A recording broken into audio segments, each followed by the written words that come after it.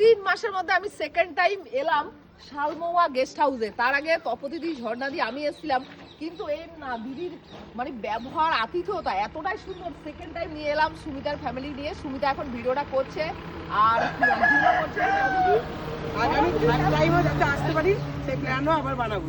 দেখো বলে আবার আসবো, সত্যি ভালো লেগেছে।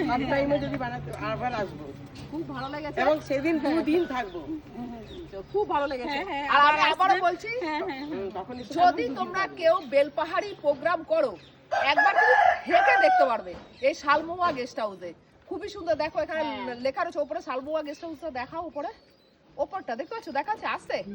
হ্যাঁ খুব সুন্দর। তবে হ্যাঁ গাড়ি পার্কিং এরও ব্যবস্থা রয়েছে। হ্যাঁ 2-3টে গাড়ি অনায়াসে পার্কিং হয়ে যাবে, অসুবিধে নেই। আর একদম রাস্তার উপরে রয়েছে। এখান থেকে 7 কিলোমিটার আগেই হচ্ছে গিয়ে গার্নাসিনী আর খান্দারানী ড্যাম রয়েছে। আর এখানে কাকড়াঝোড় ভেতরে 40-45 মিনিট ভেতরে কাকড়াঝোড়, খুবই সুন্দর।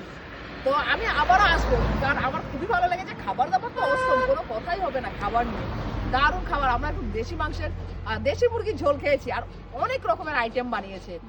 যদি তোমরা কেউ চিকেন ভাত খাও বলছে যদি ব্রয়লার হয় তাহলে 100 টাকা, আর যদি দেশি মুরগির ঝোল খাও তাহলে হচ্ছে গিয়ে ওটা 200 টাকা। তবে হ্যাঁ আগে থেকে বলবে, কারণ এখানে ডিসেম্বর চলছে তো প্রচুর মানে বুকিং রয়েছে, সেখানে একটু আগে থেকে জানাবে। আর এখানে যদি মনে করো কেউ ফ্যামিলি বা কোনো ক্লাব থেকে স্কুল থেকে আসতে চাও তাও থাকতে পারবে, কারণ এখানে প্রায় 8টা মতো রুম রয়েছে, ডরমেটরি রুম রয়েছে।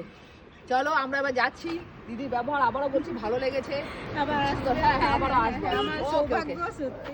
হ্যাঁ আপনাদের মতো সমস্ত ম্যাডামের পদধূলি আমার ওই গেস্ট হাউসে পড়েছে। হ্যাঁ ঠিক আছে, চলো বাই।